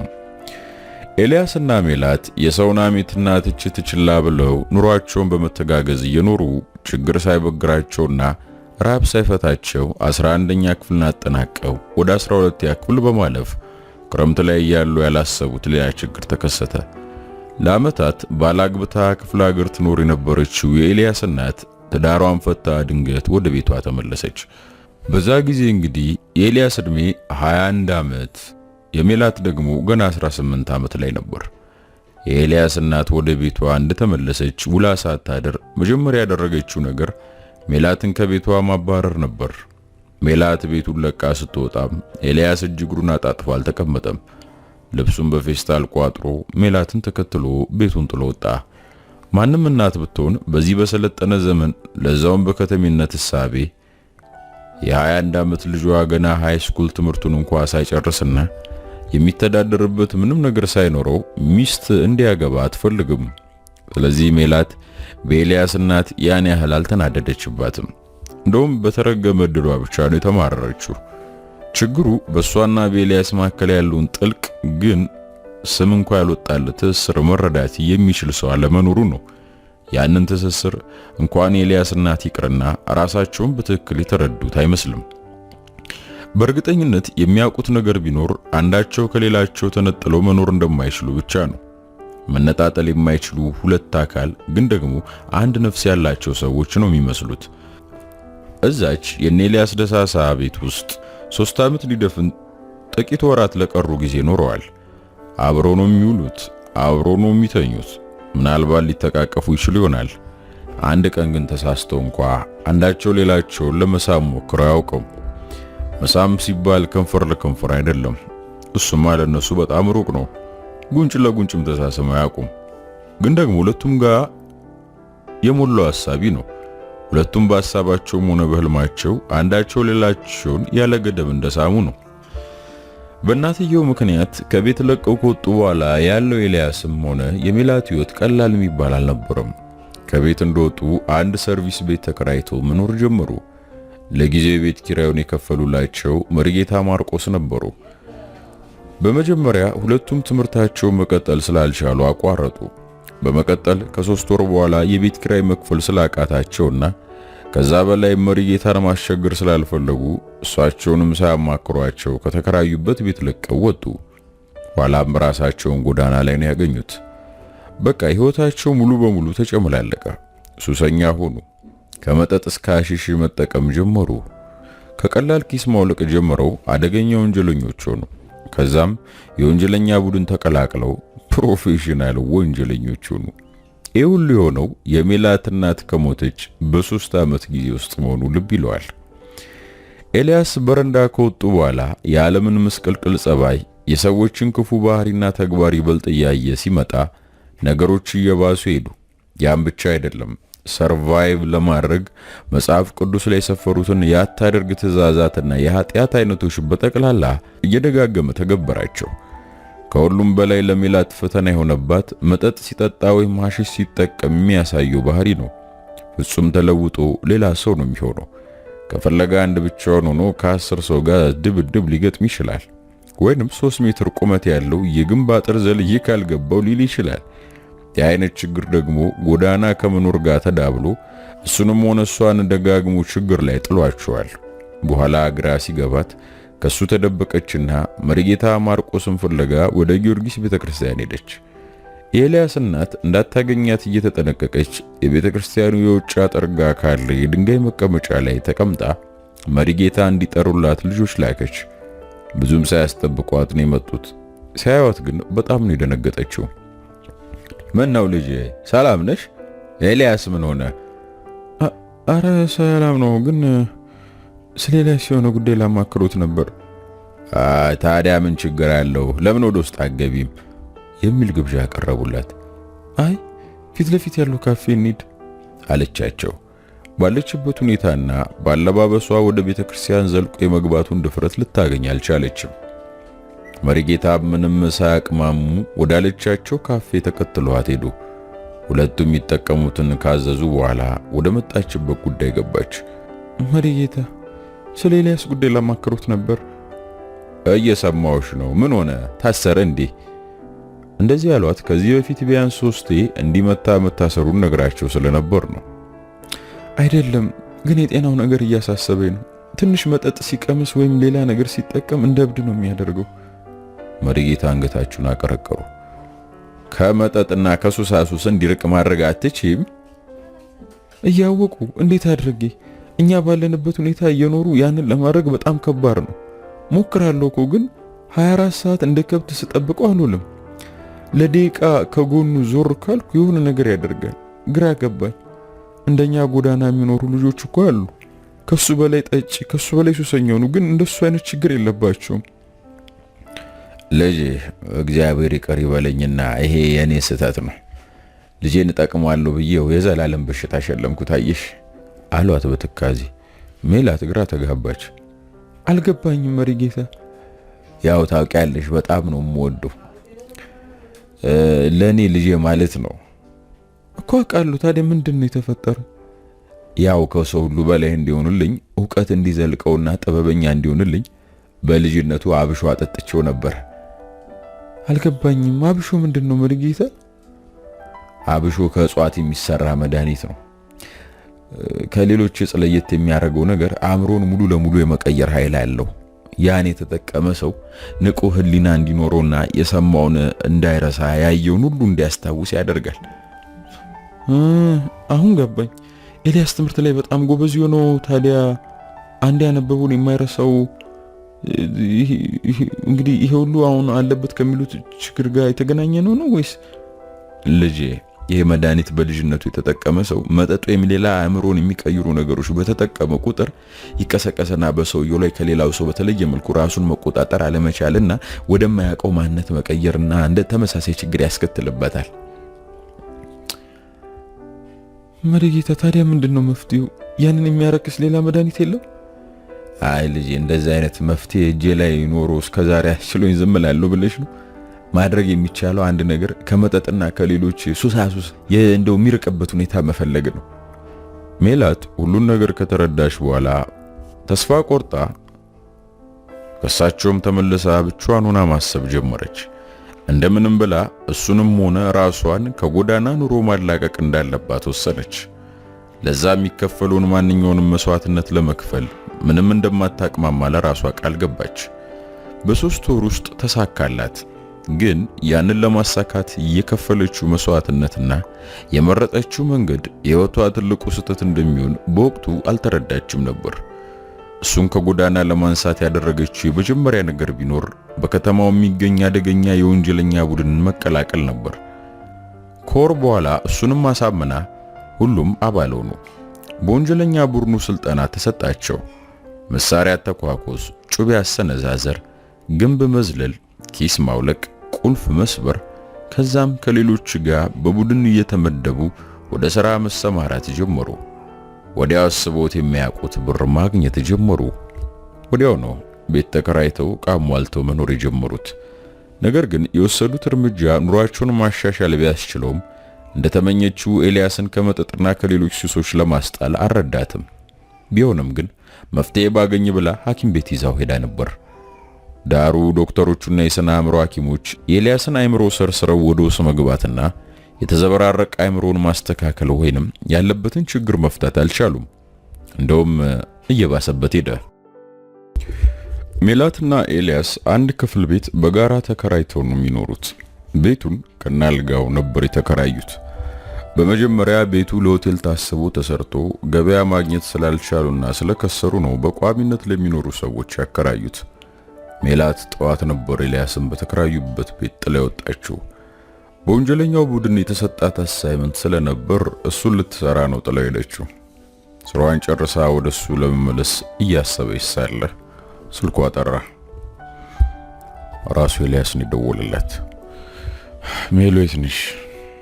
ፒያሳ ነኝ። የት ሆነ ነው የምትደውልልኝ? አለችው። እንደዛ የጠየቀችው እስካሁን ቤት ይሆናል የሚል ግምት ስለሌላት ነው። ቤት ነኝ፣ ፈልጌሽ ነበር። በቃ መጣሁ። ገዝቼልህ እንድመጣ የምትፈልገው ነገር አለ?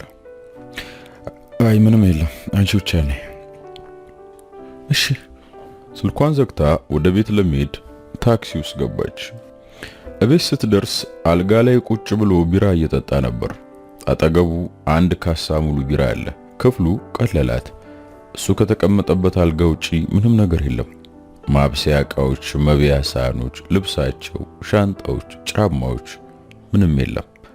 የውስጧን ድንጋጤ እንደምንም ተቆጣጥራ አንተ ሳትነግረኝ ቤት ቀየርክ እንዴ? እንደዛ አይደለም ሲል ተረጋግቶ መለሰላት። እና እንዴት ነው? ቆይ እነግርሻለሁ። መጀመሪያ ግን ቁጭ በይ። ወደሱ ቀርባ ከጎኑ ቁጭ አለች። አንድ ቢራ ከካሳ ውስጥ አወጣና ከፍቶ በእጁ አስጨበጣት። ከሰጣት ቢራ አንዴ ጠቀም አድርጋ ተጎነጨችለትና እሺ ንገረኝ፣ ዕቃዎቻችን የታደረካቸው በማለት በድጋሚ ጠየቀችው።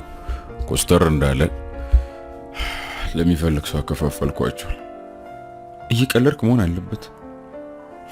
ሜላት ትሙት ካልቀለድኩ ሲላት በጣም ደነገጠች። ኤልያስ ሜላት ትሙት ካለ እውነቱ እንደሆነ ታውቃለች። ምን እየሆንክ ነው? እኛስ ምን ልንሆን ነው? ምን ልንለብስ? በምን ቃል ልንጠቀም ስትል የእውነትም ግራ ተጋብታ ማብራሪያ እንዲሰጣት ነበር አጠያየቋ። አያስፈልገንም ብዬ አስቤ ነው በአጭሩ መለሰላት። አዲስ አበባ ለቀን ነጥፋ እንሰደድ ልትለኝ ነው? እንደዛማ ብዬሽ ብዙ ጊዜ እምቢ ብለሽኛል። አሁን አልና ከኪሱ በላስቲክ የተጠቀለለ ነገር አውጥቶ ከጎኗ ቁጭ አደረገው። ጥቅሉን ፈታ አየችው። ምንድነው ስትል እያየች ጠየቀችው። እያየችው ያለው የጠረጠረችውን ነው። 100 ግራም የሚሆን ማሪዋና ነው። በስንት ሙከራ የተኮን መልሰ ልትጀምር ነው? በምሬትና በንዴት ነበር አጠያየቋ። አይ ለመጠቀም ብዬ አይደለም። እና ለምንድን ነው? በቀላሉ ዘና ብለን እንድንሄድ ስለፈለኩ ነው የሚል ግራ የተጋባ መልስ ሰጣት። ወዴት ነው የምንሄደው? እንድንሞት ስለፈለኩ ነው። ምን ለማግኘት ነው ከዚህ በላይ ምን ኖረው? አንድ ጭማሪ ቀን በህይወት በቆየን መጠን አንድ ተጨማሪ ሰው እንጎዳለን ወይም ራሳችንን እናሰቃያለን። እቅፍቅፍ ብለን በተኛንበት በዛው እንድንቀር ፈልጋለሁ። ለዛ ደግሞ ከዚህ ከማሪዋን የተሻለ ዘዴ የለም። ምንም ሳንሰቃይ በሰላም እንሄዳለን። ጥሩ ሐሳብ አይደለም ያሰብኩት አላት እየተፍለቀለቀ። ሜላት እየሰማች ያለውን ነገር ማመን አልቻለችም። በጣም ነው ያስደነገጣት። እንደምንም ራሷን አረጋግታ በጣም እንጂ ግን እንዴት እስከዛሬ ሳይመጣልን ባክ? አሁንም አረፈደብን። መጀመሪያ ይሄን ቢራ እየጠጣን ዘና እንበል፣ ከዛ እንዳልኩሽ እናደርጋለን። በእጇ ያዘችውን ቢራ እያንደቀደቀች መጠጣት ጀመረች። እንዴት አርጋ ከዚህ የእብደት ሐሳብ እንደምታስወጣው እያሰላሰለች ነው። አይሆንም፣ ከፈለክ እንኳ ራስ ሙት ብላ መውጣት አትችልም። እንደዛ ካደረገች ከጎኑ ባለው ሽጉጥ ጭንቅላቷን ፈርክሶ ከዛ ለራሱ ባሰበው መንገድ እንደሚሞት እርግጠኛ ነች። እሷም ባይገላትም እንኳ ራሱን የሚገድል ከሆነ ለሷ የመሞት ያህል ኪሳራ ነው። ምክንያቱም ኤልያስ ለሷ ሁለመናዋ ነው። አሁን ይህን ታሪክ የሚሰማ ሰው ቆይ በጣም ይወደኛል ብለሽ ነግረሽኛል ነበር እንዴ? እንዴት ይገልሻል ብለሽ ልታስብ ይቻልሽ? የሚል ጥያቄ ሊጠይቃት ይችላል። መልሱ ቀላል ነው። የኤልያስ ዋናው ችግር እሷን ከመጠን በላይ መውደዱ ነው። እሷን በጣም ከመውደዱ የተነሳ እንደ አንድ አካሉ ነው የሚያያት። ሲተኛ እንድትተኛ፣ ሲነሳ እንድትነሳ ነው የሚፈልገው። ይሄው አሁን ደግሞ ሲሞት እንኳ ጥሏት መሄድ አይፈልግም። ምክንያቱም እሱ በሌለበት ማንም የሚጠብቃትና የሚንከባከባት የለም ብሎ ያምናል። እንደዛ ነው የሚያስበው። ሜላት ለ15 ደቂቃ ያህል ዝም ብላ ቢራውን እየተጋተችና በግማሽ ልቧ ከሱ ጋር እያወራች ምን አድርጋ ራሷንም እሱንም ማዳን እንደምትችል ማሰላሰል ቀጠለች። ድንገት የሆነ ነገር ትዝ አላት። እሺ ልብሳችንና ዕቃዎቻችን ለሚያስፈልጓቸው ሰዎች አከፋፈልክ አይደል? ምን ነው እንደዛ ማድረግ አልነበረብኝም ነበር? አይ ትክክል ነው፣ ግን ብራችንስ? ከሞትን እኮ መንግስት ነው የሚወስደው። አንቺ ረስቼው ነበር አላና ደነገጠ። ሜላት እያወራች ያለችው ለክፉ ቀን ብለው በሁለቱም ስም ስለተከፈተው የባንክ አካውንት ውስጥ ስላለው ወደ 120 ሺህ ብር የሚጠጋ ገንዘብ ነበር። ግን ተው በቃ መንግስት ወሰደው፣ ሌላ ሰው ወሰደው፣ ከሞትም በኋላ ምን ቸገረን አለችው። እንደዛ ያለችው ሆነ ብላ ነው። መንግስትን ምን ያህል እንደሚጠላ ስለምታውቅ እንደገመተችው አይነት ምላሽ ሰጣት። በፍጹም ገንዘቤን ለመንግስት ጥዬ መሞት አልፈልግም። የግድ አውጥተን ለሚያስፈልጋቸው ሰዎች ማደል አለብን። እንደዚህ ይሻላል። ያው በቃ ዛሬውኑ ይህን ማድረግ አለብን። ከዛ የመሞቱን ጉዳይ ማታ እናደርገዋለን። እንደውም አሪፍ ነው። ግን እኮ በአንድ ቀን ከ50 ሺህ ብር በላይ ማውጣት አንችልም። ቢያንስ 3 ቀን ያስፈልገናል። ትንሽ እንደማሰባለና ትራንስፈር ማድረግ እንችላለን አይደል መሰለኝ። በቃ አሁን አንቺ ሂጂና የቻልሽውን ያህል አውጪ። የተቀረውን ለእናቴና ለመርጌታ ማርቆስ እናስተላልፍላቸዋለን። ለመርጌታ ማርቆስ ምን ያደርግላቸዋል? ለእናቴ አይሻልም? አይ ለሁለቱም እናስተላልፋለን። እናቴን ታውቂያታለሽ። ከኔ 5 ሳንቲም መቀበልና መጠቀም አትፈልግም። ከኔ ትራንስፈር እንደተደረገላት እንዳወቀች ወዲያውኑ ብሩን ልትመልስልኝ እኔን ፍለጋ ትመጣለች። እንደሞትኩ ስትሰማ እርግጠኛ ነኝ አውጥታ ለሌሎች ችግረኞች ነው የምታከፋፈለው። አባ ማርቆስም ቢሆኑ እንደዛ ናቸው። በቃ እሺ አውጥቼ መጣሁ። ጥለኝ እንድትሄድ ስለማልፈልግ እስከዛ ማሪዋናው እኔ ጋ ይሁን አለችና ከተቀመጠበት አንስታ ኪሷ ከታው ከጎኑ ያለውን ሽጉጥ አንስታ ውስጡ ያሉትን ጥይቶች በማውጣት በእጁ ያዘችና አይኖቹ እየተንከራተቱ ወጣ ሄደች። ማሪዋናውና ጥይቱንም እዛው አካባቢ ውስጥ ሰዋራ ቦታ ቀብራ ከግቢው ከወጣች በኋላ ኤልያስ ካለበት እብደት ለማስጣል ምን ማድረግ እንዳለባት ማሰብ ጀመረች። ወዲያው የመርጌታ ማርቆስ ናቸው ወደ አእምሮ የመጡት። ቀጥታ ታክሲዳ ወደ እሳቸው ሄደችው። ያው እንደተለመደው መርጌታ ማርቆስ በኤልያስ ሕይወት ውስጥ ከልጅነት ጀምሮ አሁን እስካለበት ድረስ የራሳቸው ትልቅ ድርሻ ያላቸው ሰው ናቸው። በደስታውም ሆነ በችግሩ ጊዜ ከጎኑ ተለይቶት አያውቁም። ልክ እንደ ነፍስ አባቱ፣ ልክ እንደ ሥጋ አባቱ ናቸው። ማንነቱን፣ ጸባዩን፣ ድክመቱንና ጥንካሬውን ከልጅነቱ ጀምሮ ነው የሚያውቁት። ከእናቱ ይልቅ እሳቸው ናቸው ከዝክር የሚሰጣቸው ምግብ እያበሉና በምክርና በተክሳጽ እያረቁ ያሳደጉት። ሲጎረምስ ግን እሳቸው ባልጠበቁት ጊዜ ከእናቱም ከእሳቸውም አምልጦ እሷን ተከትሎ ጎዳና ወጣ። እናም ሁሌም ስለሱ ሲያስቡ ይጸጽታቸዋል። ጥሩ አባት በሆነ ኖሮ እንዲህ አይጠፋም ነበር። የእሱ ነፍስ በኃጢአት ለመጨመላለቁ ተጠያቂው ነው እያሉ ዘውትር እንዳለቀሱ ነው። ጎዳና ወጥቶ ራሱ በብቸኝነት የሚፈራውና የሚደነግጠው ለእሳቸው ብቻ ነው። ለዚህ ነው በዚህ ጉዳይ ሊረዷት የሚችሉት ብቸኛ ሰው እሳቸው እንደሆኑ ያመነችው። በዚህ ምክንያት ሜላት በቀጥታ ቤተክርስቲያን ሄዳ አገኘቻቸው። ገና ሲያዩት ነበር ለበጎ ነገር እንዳልመጣች ያወቁባት። ደግሞ አሁን ምን አደረገ በይ እንደው አሰሩት በማለት ጠየቋት። አይ አላሰሩትም ግን ብላ ያለበትን ሁኔታ በዝርዝር አስረዳች። እሳቸውም ልክ እንደሷ ግራ ተጋብተው አሁን ምንድነው የምናደርገው ሲሉ መልሶ እሷን ጠየቁ። እኔም እኮ ማድረጉ ግራ ስለገባኝ ነው ወደርሱ የመጣሁት መርጌታ። ይሉና ይቆጡት፣ እርሱን ይፈራውታል። አይ እዚህ ደረጃ ከደረሰ እንኳን በቁጣ ብቻ ሐሳብን ማስቀየር አንችልም። የተሻለ ነገር ማድረግ አለብን። ምን አይነት ነገር? ለምሳሌ አሉና ለተወሰነ ደቂቃ ሲያስቡ ሲያሰላስሉ ከቆዩ በኋላ አንቺ የሆነ ነገር ብትሆኚ፣ ምሳሌ ታመሽ ሆስፒታል ብትተኚ ይደነግጥና ሐሳቡን ይቀይራል የሚል ሐሳብ አቀረቡላት። አረ አይ እንደውም ያፋጥነዋል። እዚህ የተኛውበት ሆስፒታል መጥቶ እንሙት ነው የሚለኝ እኮ።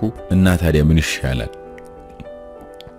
ድንገት እንደመባነም ብላ በቃ የሆነ ሐሳብ መጣልኝ አለሽ ሜላት። ምን? መታሰር አለብኝ። መርጌታ ግራ ተጋቡ። የምን መታሰር? አው እኔ ለ15 ቀን ወይም ለ1 ወር ከታሰርኩ እርግጠኛ ነኝ ጥሎኝ አይሞት። ቆይ እስክትወጣ፣ ቆይ ዛሬ፣ ቆይ ነገ እያለ ስሜቱን ይቀይራል። በዚህ መንገድ ብቻ ነው ሐሳቡን ማስቀየር የምንችለው። እኔ እስር ቤት ከገባው በኋላ እርሶ በምክርም በቁጣም እያደረጉ ያለዝቡታል። ይሄ ጥሩ ዘዴ ነው በማለት እቅዷን አብራራችላቸው። በጣም የብል ሰው ውሳኔ። ግን ልጄ ለመታሰር እኮ ወንጀል መስራት አለብሽ። እኔ ደግሞ ወንጀል ስሪ ብዬ ለመክርሽና ላበረታታሽ አልፈልግም። መርጌታ ለዛ ያስቡ። እስከዛሬ ከሰሯቸው 100 ወንጀሎች ውስጥ አንዱን ብናዘዝ ያስሩኛል። ግን እንደዛ ማድረግ አይጠበቅብኝም። ፖሊስ ወዳጆች ስላሉኝ ውለታ ብጠይቃቸው የሆነ ሰበብ ፈጥሮ ለ15 ቀን ያስሩኛል። በሐሳቧ ተማርከውም ተደስተውም ባይሆን እሱ ይሻላል እና መቼ እናድርግ ሲሉ ጠየቋት። አሁን ነው?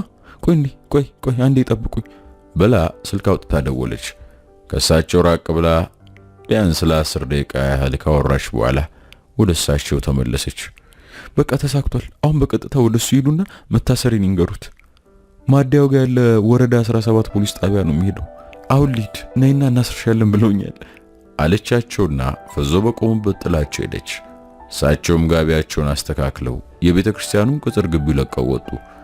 ሜላት እንዳቀለችው ኤልያስ አእምሮ እንደተረጋጋና እንሙት የሚለውን ሐሳብ መቀየሩን እርግጠኛ እስክትሆን ድረስ ለ2 ሳምንት እስር ቤት መቆየት ግዴታው ሆኖባት ነበር። ከ2 ሳምንት በኋላ ራሱ ኤልያስ ፖሊሶቹን ተለማምጦ የ10,000 ብር ዋስ አስይዞ አስፈታት። ይሄ የእስሩን ታማኝነት ለማጠናከር ያደረጉት ነው። ከተፈታችም በኋላ ኤልያስ በተለመደ ችግሩ እንደቀጠለ ቢሆንም ተያይዘን እንሙት ብሏት ግን አያውቁም።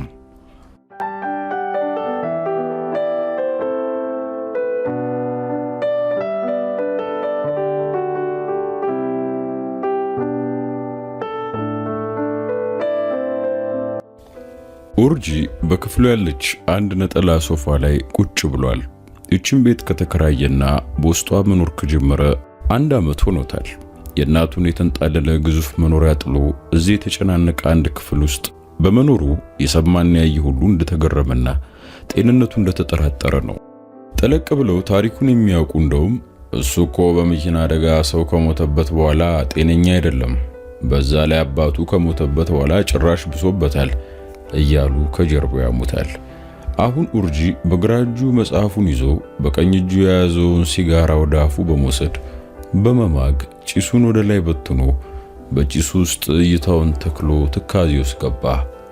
እሱ ደራሲ ነው፣ የሚያስበውም ስለ ካራክተሮች ነው። ሰዓቱ ከሌሊቱ 9 ሰዓት ተኩል አካባቢ ነበር። ድንገት በሩ ተበረገደ። እጁን በአየሩ ላይ እንዳንከረፈፈ አንገቱን ቀና አደረገ። አይኖቹን ወደፊት ለፊት ሲወረውር አንድ ለጋ ወጣት ጸጉሯ የተንጨፈረረ ከላይ የለበሰችው ቲሸርት የተተረተረ አይኖቿ የፈጠጡና በድንጋጤ የበረገገች ጥንቸል የምትመስል ወዲያው ወደ ውስጥ ገብታ በራፉን መልሳ ዘጋችው። ከዛም በቆመችበት ዝም ብላ አፍጥጣየችው። ካሁን አንድ ነገር ይለኛል ብላ እየጠበቀች ነው። ብሩን አስቀመጠና ከጠረጴዛው ላይ ያለውን የሲጋራ ፓክ አንስቶ ከውስጡ አንድ ስቦ ለኩሶ በማጤስ እሷ መመልከት ጀመረ። እስከ መቼ ተገተረሽ ትቆሚያለሽ? ቁጭ በይ እንጂ አላት። ሜላት አይኗን በገረሚታ እንዳፈጠጠች በቃ ስትል ጠየቀችው። አዎ በቃ። ምን ጠብቀሽ ነበር? አበባ ይዤ መቀበል ነበረብኝ። ቀድመሽ እንደምትመጪ ነግረሽኝ ቢሆን እኮ አድርገው ነበር። ለመጀመሪያ ጊዜ ፈገግ አለችና ወደ ውስጥ ገብታ በቅርብ ያገኘችው ኩርሲ ላይ ተቀመጠች። በዚህ ድቅት ሌሊት ለምን ቁጭ አልክ? ለዛውም በራፍ ሳትቀረቅር ብላ ጠየቀችው። በግማሽ ፈገግ ብሎ አንቺን እየጠበቅኩ ሲል መለሰላት። እውነቴን እኮ ነው። በራፍን እንዴት ኮስ ሳትቀረቅር? ምን ይሆነኝ ብዬ በራፉን ለመቀርቀር ራሴን አለፋለሁ። ሌባ ምናምን ቢመጣ አትፈራ? ፈገግ አለ። ምን ነው ያስቃል? እስኪ ቤቱን ዙሪያ ገባ ተመልከች። ዙሪያ ገባው እንደ አዲስ አየች። 1 ሜትር የምትሰፋ ሞዝቦልድ አልጋ አለች። 2 ሜትር ያህል የሚረዝም አንድ ነጠላ ሶፋ ይታያል። አንድ ወንበርና መጻፊያ ጠረጴዛም አለ። በተረፈ ምንጣፉ ሁሉ በመጻፍ የተሞላ ነው። አየሽው አይደል? ሌባውን እዚህ እኔ ቤት ቢገባ በጣም አዝኖልኝ የጎደለ ዕቃ ግዛበት ብሎ የሆነ ብር እዚህ ጠረጴዛ ላይ ጣል አድርጉልኝ የሚል አይመስልሽም? ከትከት ብላ ሳቀች። ሻይ ላፍላልሽ? አይ ምንም አልፈልግም።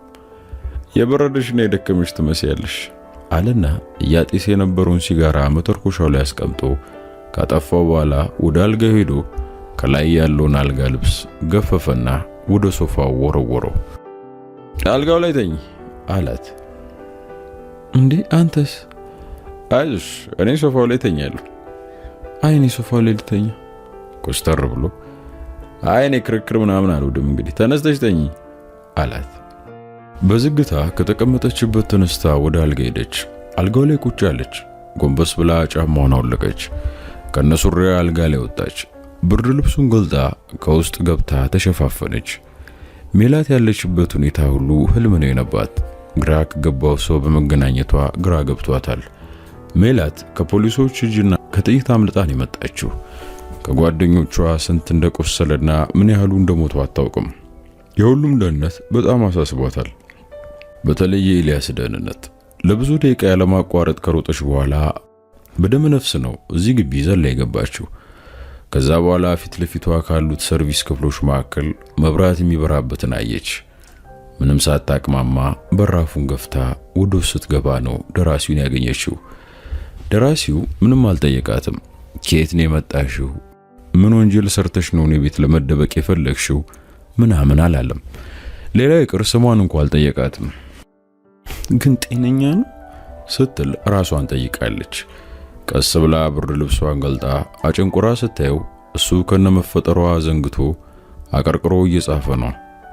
እውነትም የደራሲ ነው መሰለኝ ብላ ተረጋጋች። ሜላት ምንጊዜ እንቅልፍ እንደወሰዳት አታውቅም። ስትባንን ቤት ውስጥ በመስኮት ነጸብራቅ አልፎ የገባው ፀሐይ ፍንትው ብሎ ይታያል። ተነስታ ቁጭ ብላ ክፍሉን ስትቃኝ ማንም የለም። በራፉን ከፍታ ወደ ውጭ ስታይ ምንም አይታይም። ተመልሳ ወደ ውስጥ ገብታ በራፉን ዘግታ መሃል ወለል ላይ ቆማ የክፍሉን ዙሪያውን መቃኘት ጀመረች። ሌሊት ካየችው በላይ የተዘበራረቀ መስሎ ተሰማት። አሁን ምን ማድረግ አለብኝ ስትል አሰበች። እንዴት ሰው ጭራሽ ለማያውቃት ሴት ቤቱን ጥሎ ይሄዳል? ይህ ልጅማ ጤነኛ አይደለም። አሰባ ሳትጨርስ ከመጻፊያ ጠረጴዛው ላይ አይኖቿ አረፉ። ወደዛው ተራመደች። ከተጣጠፉት ልብሶች ላይ ያለውን ወረቀት አንስታ አነበበች። አንቺ ጨረቃ፣ በተቀደደ ቲሸርትሽ እነዛ ውብ ጡቶችሽን በአደባባይ አጋልጠሽ መሄድ ስለሚከብድሽ ያን አስቤ እነዚህ ልብሶች አምጥቼልሻለሁ። ከእህቴ ለምኜ ነው ያመጣሁልሽ ይላል። ልብሱን አንስታ አየችው። አንድ ቲሸርትና ባለኮፍያ ጃኬት ነው። ወረቀቱን አጥፋ ጂንስ ሱሪ ኪሷ ውስጥ ከታ ልብሶቹን ይዛ ወደ አልጋ ሄደች። አልጋው ጫፍ ላይ ያስቀመጠችና የለበሰችውን የተቀዳደደ ቲሸርት አውልቃ የተሰጣትን ቲሸርት ልትለብስ ከአልጋው ላይ ስትነሳ ድንገት በራፉ ተከፈተ። ሽምቅቅ አለችና በእጇ ላይ ባለው ቲሸርት ጡቶቿን ሸፈነች። እሱ ነበር የመሰላት። ነገር ግን አንድ እጅግ ውብና ዘናጭ ሴት በአንድ እጇ የምግብ ሳህን በሌላው እጇ ፔርሙዝ ይዛ ቆማለች። እሷን እዛ በእንደዛ አይነት ሁኔታ በማየቷ በጣም የተገረመች ትመስላለች። ሁለቱም ሴቶች እኩል ተፋጠጡ።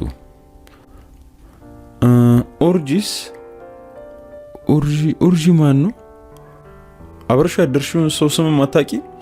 ስትል ንዴት በተቀላቀለበት ስሜት ጠየቀቻት። ይቅርታ፣ የት እንደሄደ አላቅም። ስነሳ ቤት አልነበርም። ልጅቷ ወደ ውስጥ ዘልቃ ገብታ የያዘችውን የምግብ ሳህንና ፔርሙዝ አስቀመጠች። እንዴ ምን ነው ምንም ሳይልሽ ቤቱን ለቆልሽ ጠፋ? አበሳጭተሽ ነው እንዴ ስትል ጠየቀቻት። ሜላት እንዴ ለምንድን ነው ማበሳጨው ብላ በእጇን ከርፎ የነበረውን ቲሸርት መልበስ ጀመረች። ባታበሳጭው ይሻልሻል፣ ካለበለዚያ ከኔ ጋር ነው ጠብሽ አለቻት። አታስቢ፣ እሱን ማበሳጭበት ምንም ምክንያት የለኝም። ይቅርታ ግን እህቱ ነሽ? እህቱ አለችና ወደ ሞጫው መራመድ ጀመረች። እህቱ አይደለሁ፣ የፈረደብኝ አፍቃሪ ነኝ። ለማንኛውም ሲመጣ ቁርስ እንዲበላ ነገሩ፣ ለሁለታችሁም ይበቃል፣ አብራችሁ ብሉ ብላ በራፉን ከፍተውታ መልሳ ዘግታ ሄደች። ሜላት ግራ ተጋባች። አፍቃሪ ነኝ ማለት ምን ማለት ነው? አፍቃሪ ከሆነች በቃ ይሄን ያህል ብቻ ነው የምትቀነው ማለት ነው? እንዴት ከፍቅረኛዋ እንድርቅ ሳትጠይቀኝ ወይ ደግሞ ሳታስፈራራኝ የሚሉ አያሌ ጥያቄዎች በውስጧ ተተረባመሰ። ልብሷን ለብሳ ጨርሳ ቤቱን ጥላ ልትወጣ በራፍ ላይ ስትደርስ ኡርጂ ወደ ውስጥ ሲገባ ተጋጭተው ነበር። ይቅርታ ብሎ ፈንጠር ብሎ ቆመ። ስላየችው ተደሰተ። ውይ የተውክልኝን ማስታወሻ ሳይኮ ቶሎ የምትመጣ አልመሰለኝም ነበር። ይገርምሻል፣ የኔም ሐሳብ እንደዛ ነበር። የሚሄድበት ቦታ ቀጠሮ እንደተዘረዘ በስልክ ስለነገሩኝ ከመንገድ ተመለስኩ። አይ ጥሩ፣ በቃ ሊሄድ ነው። በነገራችን ላይ ፍቅረኛ ቁርስ አምጥታለች። ፍቅረኛ? ደንገጥ እንደማለት አለ። ፍቅረኛ ነኝ አለችሽ እንዴ? ይቺ የእብድ ልጅ ስትቀልድብሽ ነው። እሺ እህቴ ነች አላት። ነው? ለምን ታዲያ ቁርሱን አታበይኝ? ኧረ ተው፣ ቤት አሳድረ ልብስ አውስ ከእንደገና ቁርስ መጋበዝ አይሆንም። ባይሆን የተዋስኳቸውን ልብሶች ልመልስ፣ ሌላ ቀን እመጣለሁ። ደስ ይለኛል። በነገራችን ላይ ስሜ ኡርጂ ይባላል። ኡርጂ ነገው። ኡርጂ ያልተለመደ ስም ነው። እኔ ደግሞ ሜላት እባላለሁ። ሜላት ሰለሞን ብላ የራሷን ስም ነገረችው። በዚህ ቅጽበት ስልኳ ድምፅ አሰማ። አውጥታ አየችውና ከዋናው አለቃዋ መልእክት ደረሳት። የትያ ረጋሽ ውሻ ሞቷል። ምን ያህል ተወጁ እንደነበር ስለማወቅ ነው የነገርኩሽ። እንዴት አንድ ውሻ በሶስት ጥይት ተደብድቦ ይገደላል? ሁላችንም ተበሳጭተናል ይል ነበር መልእክቱ። መጀመሪያ እንዳትወድቅ ፈርታ በራፉን ያዘች። ከዛ ዝልፍልፍ ብላ ክንዱ ላይ አረፈች። አፋፍሶ ወደ አልጋ ወስዶ አስተኛት። ሁኔታዋ በጣም ነው ያስደነገጠው። መልእክቱን ካነበበች በኋላ እንደዛ እንደሆነች ስለገባው ወለሉ ላይ ወደቀው ስልኳን አነሳና ሜሴጅ ከፍቶ አንብቦ ሲጨርስ እሷ ነቅታ ከተኛችበት ተነስታ አልጋው ጠርዝ ላይ በመቀመጥ መንቀሳቀስ ጀመረች። ይቅርታ ሁኔታሽ ስላሳሰበኝ የተላከልሽም መልእክት አንብቤዋለሁ። ውሻውን ምን ያህል ብትወጂው ነው? መንግስት እስከመቼ ወዲህ ነው ውሻ በጥይት ደብድቦ መግደል የጀመረው? በማለት ግራ ያጋባውን ጥያቄ ጠየቀ። እሷም መነፍረቋን ሳታቋርጥ ስልኳን ከእጁ ተቀበለችና የአንድ በግምት 5 ዓመት አካባቢ የሚሆነው ወጣት ፎቶ አውጥታ ሰጠችው። ግራ ተጋባ። ማን ነው? ጓደኛዬም ብቸኛ ዘመዴም ነበር። እሱን ነው በሶስት ጥይት ደብድበው የገደሉት። መልእክቱ በኩር ነው የተላከልኝ ብላ ዝርዝሩን ስታስረዳው በጣም ተገረማ። በጣም ማሳዘነችው። 2 ሰዓት የጀመረችው ለቅሶ 5 ሰዓት ሲሆን ራሱ ማቋረጥ አልቻለችም። በኋላ እሱ አልፎ አልፎ ለራሱ የሚጠቀምበትን እንቅልፍ ኪኒን ለምኖ እንድትወጥ ካደረጋት በኋላ ተኛች። ለሜላት ካለ ኤልያስ ህይወት እንዴት ልትሆን እንደምትችል ማሰብ እንኳን ይከብዳታል። እሱ የችግሯ ተካፋይ ብቻ ሳይሆን የሳቋ ምንጭ ነበር። ትናንት ማታ አብረው ነበር ለስራ የተሰማሩት። እቅዱን ያወጣው አባል የሆኑበት የዘረፋ ቡድን ነው። 4 ፈርጣማ ጎረምሶች የሚዘረፈው ቤት ውስጥ አጥር ዘሎ ሲገቡ እሷና ኤልያስ ወደ ቤቱ በሚወስደው የተለያዩ 2 መንገዶች ላይ ተሸሽገው አካባቢውን እንዲቃኙና አጠራጣሪ ነገር ካለ ውስጥ ላሉት ቀድሞ መረጃ መስጠት ነበር ስራቸው። በመጀመሪያ ነገሮች ሁሉ መልካም ይመስሉ ነበር። እሷ በምትጠብቀው መንገድ ምንም የሚንቀሳቀስ ሰብአዊ ፍጡር አልነበረም። ድንገት ግን ጓደኞቿ ሊዘርፉ ከገቡበት ቤት ተኩስ ተሰማ። ደንግጣ የምታደርገው ነገር ግራ ገብቷት እያለ ስልኳ ጠራ። በፍጥነት አነሳችው። ኤልያስ ነበር። አምልጪ፣ ዛፓዎች ሰፈሩን እየወረሩት ነው አለና ስልኩ ተቋረጠ። መልሳ ልትደውልለት ስታስብ ከፊት ለፊቷ የፖሊስ የምትመስል ፒካፕ መኪና እየበረረች ወደ እሷ አቅጣጫ ስትመጣ ተመለከተች። ከኋሏ ደግሞ አንድ ሞተር እየከነፈ ነው። ይበልጥ ወደ ጨለማው ተሳበችና በአካባቢው ያለ የጽድ ዛፍ ስር ራሷን ለመደበቅ ሞከረች። ወዲያው እዛ ጥድ ስር ቢጫ ነገር ይታያል፣ ሰው ነው እንዴ የሚል ድምፅ ሰማች። ስለለበሰችው ጃኬት እንደሚያወሩ ወዲያውን ያወቀችው ሰውነቷን ከላይ እስከ ስር ውርር አደረጋት። ሳጅን ሂድና አጣራ የሚል ሌላ የትእዛዝ አረፍተ ነገር ስትሰማ ወዲያው ቅቅቅ የሚል የመሳሪያ ማቀባበል ድምፅ ሰማች። በፍጥነት አምሮዋን አሰራችው። ጃኬቷን በጥንቃቄ አውልቃ እዛው ጽር ላይ አንጠለጠለችና ወደ ኋላዋ መሸሽ ስትጀምር እየታከከችው የነበረው የአጥር ሽቦ ካናቴራዋን አንቆ ያዘባት። ለማስለቀቅ ስትመነጭቀው ካናቴራው እስከ ጡቶቿ አጋማሽ ተተረተረ። ማነ እጅህን ጭንቅላት ላይ አድርገህ ከተደበከበት ውጣ እንዳትበላሽ የሚል ድምፅ ሰማች። ከሷ ወደፊት በ5 ሜትር ርቀት ላይ ባለው ጃኬቷ ላይ እንዳነጣጠረ አየች። መሾዱ ገብቶት ወደ እሷ ከማነጣጠሩ በፊት ወደ ግሯ ታጠፈችና በአንድ ጨለማ የእግረኛ መንገድ ውስጥ ገብታ ሽምጥ ሮጠች። ቀጭኑን መንገድ ጨርሳ ሌላ አስፋልት አግኝታ እሱንም አቋርጣ በሌላ የኮብል መንገድ በመግባት 15 ደቂቃ ያህል ከሮጠች በኋላ በደም ነፍስ ተመርታ አንድ አጠር ያለ የግንብ አጥር ውስጥ ገባች። ቆማ ለደቂቃዎች አስተዋለች። 8 የሚሆኑ መደዳ ሰርቪስ ቤቶችና ፈንጠር ብሎ ሌላ ተለቅ ያለ ቪላ ቤት ታያት። በቅርቡ ከሚገኝና መብራት ከሚታይበት ሰርቪስ ቤት ተንደርድራ ሄዳ ከፍታ ገባች። ነገረ ስሯን ያየ ግቢው ውስጥ የምትኖርበት ክፍሉ ደግሞ ተከራይታ ገንዘብ የምትከፍልበት አድርጎ ነው የሚያስበው። እሷ ግን በህልም እንኳን አይታ ማታውቀው እንግዳ ግቢው ውስጥ ነበር የተገኘችው። እንግዲህ በዚህ ሁኔታ ነው አሁን ተኝታ የምታነባበት ክፍል ውስጥ ገብታ እንግዳ ከሆነው ከኦርጂ ጋር የተገናኘችው።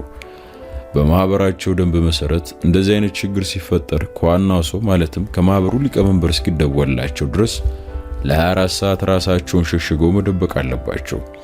ማንም ለማንም መደወል አይችልም።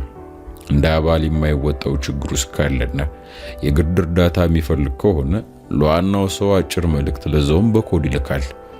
በዚህ ምክንያት የጓደኞቿ ሁኔታ በተለይ ስለ ኤልያስ ሌሊቱን ስታስብና ስትጨነቅ ብታድርም ምንም ማድረግ አልቻለችም ነበር። ይሄው አሁን ግን ሞቱን ሰማች። ይሄንን ልታምነውና ልትቀበለው የምትችል ተራ ሐዘን አይደለም። የራስ ሞት ያህል ከባድና የልብ መሰባበርን የሚያስከትል ጽልመት ነው።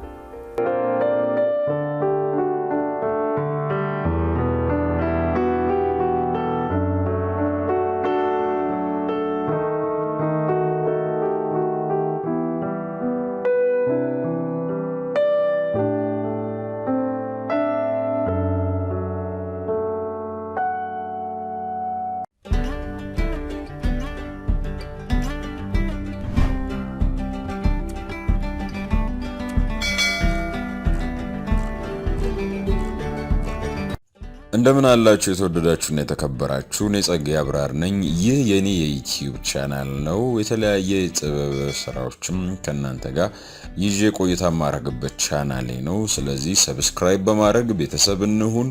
እንዲሁም ደግሞ የደውል ምልክቷንም በመጫን እንግዲህ የጥበብ ስራዎች በቶሎ ከተፍ እንዲሉላችሁ በማድረግ ይበልጥ ቤተሰብነታችንን እናጠንክር ለማለት እወዳለሁ። መልካም ጊዜ ውድ ቤተሰቦች።